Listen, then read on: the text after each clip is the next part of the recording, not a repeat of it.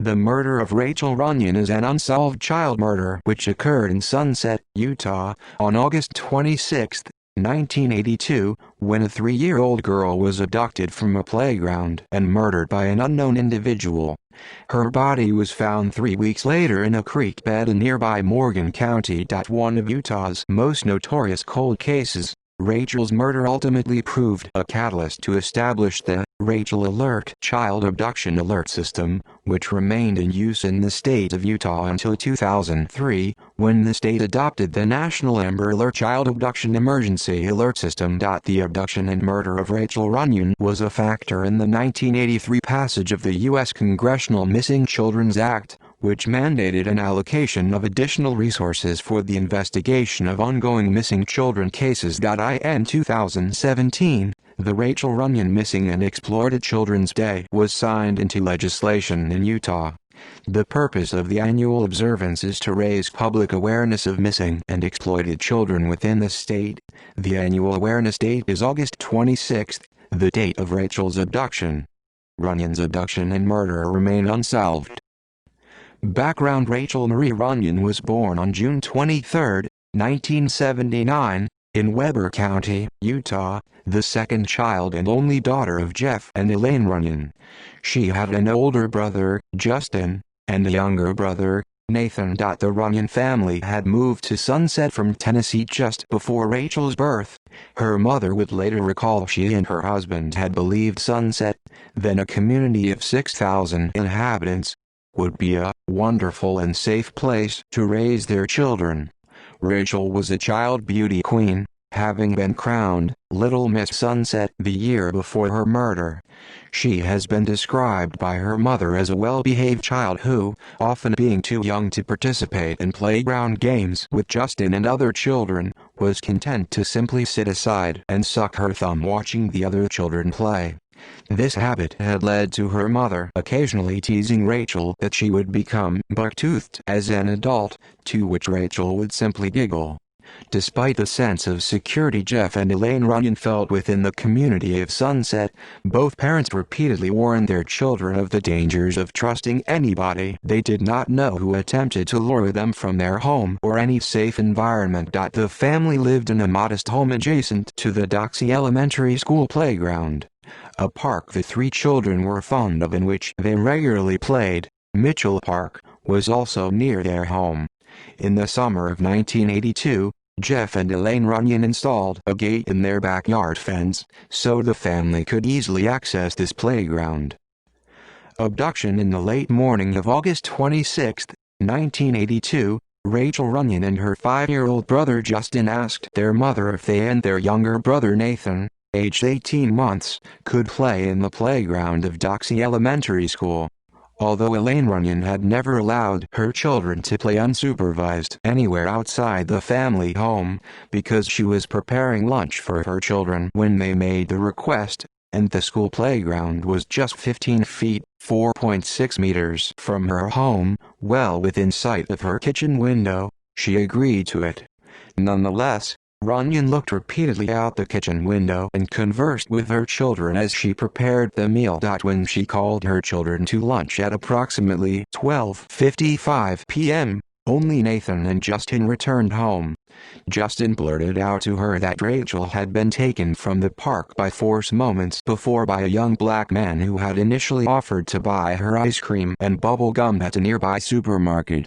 According to Justin, the man had approached them as they played in the sand pit, attempting to lure the siblings into his car with an offer to purchase candy for the trio. When they were close to the man's car, Rachael told him she liked bubblegum-flavored ice cream. The man claimed to have this flavor of ice cream in his car. Justin said when he warned Rachael not to accompany the man any further, she began to turn and walk away from him. In response, he simply picked Rachael up and placed her over his shoulder before bundling her, screaming, into his car as Justin stood frozen in fear with Nathan standing by his side. Elaine rushed to the supermarket the kidnapper had mentioned, repeatedly asking staff and shoppers, "Have you seen a little blonde girl? A 3-year-old with a black man?" Nobody she encountered had seen her child. Approximately 20 minutes after her daughter's disappearance, Elaine reported Rachael's abduction to the Sunset Police Department. Investigation. Immediately upon learning of Rachael's abduction, the Sunset Police Department set up roadblocks in and around the city. This tactic failed to help police apprehend the suspect or to recover Rachael.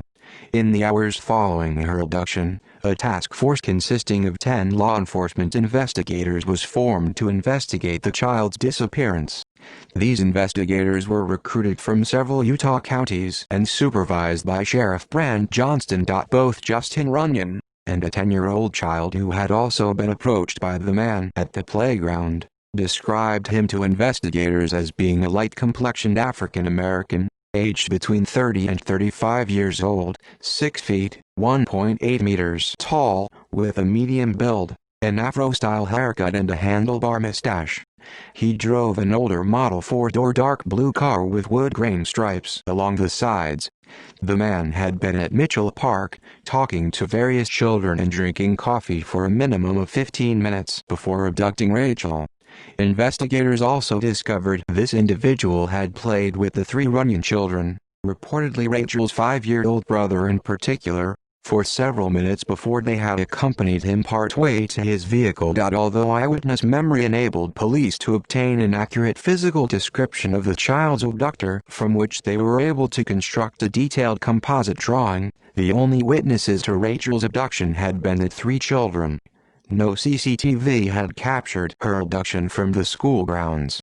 As such, beyond police and media appeals, subsequent law enforcement efforts were effectively limited to procedures like forensic searches of the crime scene and house-to-house inquiries in the hours and days after the event. Public appeals for information about Rachael's disappearance did lead to investigators receiving multiple leads, both in relation to the whereabouts of the child and the possible identity of her abductor. Although all leads were vigorously pursued, they ultimately proved fruitless. Family efforts and media appeals with assistance from an assembled neighborhood committee, many of whom donated money to an improvised family search effort. The Runyan family began its own efforts to search for their daughter. Both the family and neighborhood volunteers had limited means and methods for the search at their disposal, although a nationwide distribution of flyers displaying Rachael's picture was organized. With the assistance of friends and neighbors, the Runyan family searched local neighborhoods and distributed thousands of missing person posters and flyers alerting the public to Rachael's disappearance. Within 3 weeks, this initiative had cost the family $10,000 in postage expenses alone. 1 week after Rachael's abduction, her parents flew to New York to attend a press conference intended to maintain the extensive publicity surrounding their daughter's disappearance. At this press conference, Jeff Runyan said, "I feel the abductor is without conscience, and my plea is for someone who knows him to come forward and sell him out." Acknowledging the possibility Rachael might have been sold following her abduction, Elaine Runyan urged all parents planning on adopting a little girl in the near future to ensure the child was not Rachael. On September 3rd, Rachael's parents appeared on the Today Show to continue to publicize of Rachael's disappearance. They offered a $20,000 reward raised largely through donations from concerned citizens in their community. The city of Sunset also pledged an additional $20,000 for the child's safe return. Discovery at 5 p.m. on September 19th. A family traveling on a mountain road in Mountain Green, Utah, approximately 50 miles, 80 kilometers from Sunset, stopped their vehicle at a turnout close to Trappers Loop Road to let their children play at a nearby stream and throw rocks into the water. Close to a pile of brush, the children observed what they initially believed was a doll, partly covered in shrubbery floating at the edge of the stream. On closer inspection, the children realized the doll was actually the nude body of a female toddler with her hands bound behind her back. Rachael's relatives were able to offer tentative identification of her body from a chipped tooth and piercings in her ears. Due to the advanced state of the body's decomposition, the precise cause of Rachael's death was never established. The coroner was unable to exclude smothering as the cause of death. Funeral. Shortly after the formal identification of their daughter, Jeff and Elaine Runyan held Rachael's funeral service at the Sunset Stake Center. Over 300 mourners were in attendance. Rachael was laid to rest in Washington Heights Memorial Park in the city of Ogden, Utah. She was buried in a white casket adorned with her photograph, a single pink rosebud, and one of her favorite Raggedy Ann dolls. Rachael's gravestone is inscribed with the words, "She brought the nation to its knees." Federal impact. The abduction and murder of Rachael Runyan proved to be a major factor in the October 1982 passage of a federal law allowing the parents of missing children access to a clearinghouse administered by the Federal Bureau of Investigation (FBI), which would obtain and file records of the fingerprints and blood types of more than 300,000 Utah children. As a result of this abduction and murder, the state of Utah also formally implemented the Rachael Alert Child Abduction Alert System in April 2002. It was designed to alert residents statewide of active child abduction and missing children cases. Once law enforcement personnel verified the authenticity of a child abduction case, a Rachael Alert form was faxed to all television and radio networks for immediate and high-priority statewide broadcast. The criteria to be met in these cases included: the missing child was a minor or mentally handicapped, that they were in imminent danger, that the disappearance was not a runaway situation, and that law enforcement had a complete and accurate physical description of the missing child. The Rachael Alert system was only used in the June 2002 abduction of Elizabeth Smart and the January 2003 abduction of 3-month-old Nicholas Triplett. Both children were ultimately found alive. In the wake of Elizabeth Smart's subsequent safe recovery, 41 states implemented the Amber Alert Child Abduction Alert System. Utah replaced the Rachael Alert system with the Amber Alert system in April 2003, primarily to conform with nationwide standards. The Amber Alert system is now tested twice a year in Utah, on January 13 and on the anniversary of Rachael's abduction, August 26. Rachael's murder was also a factor in the passing of the Missing Children's Act, which places descriptions of missing children in the FBI's National Crime Information Computer Database. Ongoing investigation. Reopening of case. Although Rachael's murder is an unsolved case, Lieutenant Phil Olmsted, who first answered Elaine Runyan's frantic call for assistance following her daughter's abduction, continually assured the Runyan family of the Sunset Police Department's determination to find Rachael's murderer or murderers. The investigation into her murder was officially reopened by the Sunset Police Department in 2007. Police continue working closely with the Utah Attorney General's office in their efforts to apprehend and convict the perpetrator. A reward of $58,000 is available should any information leading to the arrest and subsequent conviction of the person or persons responsible be provided to authorities. Hopes for the identification of the perpetrator rest primarily on notable advances in forensic technology in the years since 1982. As a means to this end, investigators have not ruled out the possibility of exhuming Rachael's body to retrieve further forensic evidence. DNA testing conducted on items found near Rachael's body in 2007 yielded tentative results, although they have not helped advance the investigation. Rachael's family has never given up hope her killer will be found. Suspects. In 2012, investigators announced that a prison inmate in Pennsylvania who had been a resident of Sunset in 1982 was under active investigation. Although no formal charges have been filed against this individual, he is considered a possible suspect in Rachael's abduction and murder. Another potential is a man with a criminal record who is believed to live in New Mexico. Sunset Police Chief Ken Bourne has said that evidence supports the potential guilt of this suspect exists, but it is insufficient for police to make a formal arrest. Furthermore, Bourne has said he is convinced that witnesses or individuals with knowledge of the man's guilt are reluctant to come forward to authorities, possibly because of death threats he has made against them. Advocacy and legacy.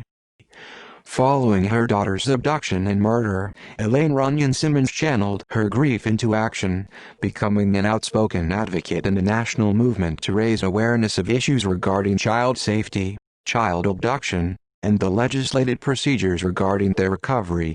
Runyan Simmons has frequently offered emotional support, guidance and advice to parents undergoing a similar experience to her family's ordeal. Regarding her ongoing commitment to the perpetuation and expansion of Utah's Rachael Alert child abduction alert system, which was subsumed under the nationwide Amber Alert system in 2003, Runyan Simmons has said that being a voice in this field of advocacy is not a choice she would have made had Rachael not been abducted and murdered. The events of August and September 1982 left her with little choice in this matter. In 2013, Runyan Simmons stated, "It's a legacy I leave for my daughter. If there was something in place like this in 1982, maybe we'd still have her." In May 2016, the park where Rachael was abducted was renamed Rachael Runyan Memorial Park. It was formally dedicated to Rachael's memory on August 26. A memorial stone bearing an image of the girl, a brief summary of her story, and the park's name stands within its grounds. The inscription on the stone reads, "In honor of Rachael Marie Runyan, June 23, 1979, August 26, 1982. Abducted from Doxy Elementary Playground August 26, 1982. The Rachael Runyan Missing and Exploited Children's Day was signed into legislation in Utah in March 2017. The stated aim of this annual observance is to encourage individuals in Utah to prioritize child safety. The bill was inspired by Rachael Runyan, and has been described as a catalyst for the development of better responses to child abduction within Utah. In instances where an Amber Alert is implemented and the missing child is subsequently found safe and well, a Rachael Runyan Award is presented to the individual who either locates the missing child or initially alerted authorities to his or her abduction. Media. Television. The murder of Rachael Runyan is featured in an episode of the true crime series Unsolved Mysteries. Commissioned and broadcast by NBC, this episode was first aired on November 8, 1989, and features an interview with Rachael's mother, Elaine. This episode includes the suggestion Rachael may have been abducted and later murdered in the making of a snuff film. Books. Thompson, Emily G. 2017. Unsolved Child Murders. 18 American Cases, 1956-1998. North Carolina. Expo Sit. ISBN 978-1476-6700003. Williams, Charles, 2005. Faces of the Amber Alert. Bloomington, Indiana. Author House. ISBN 978-1420-867-831. Podcast. The podcast series, The Murder in My Family, has broadcast a 45-minute episode focusing on the abduction and murder of Rachael Runyan and the ongoing effect her loss continues to have on her family. This episode was initially broadcast in August 2018. See also Notes. References. Cited works and further reading: Fisher, Bonnie S., Lab, Stephen P. 2010. Encyclopedia of Victimology and Crime Prevention. Los Angeles. Sage Publishing.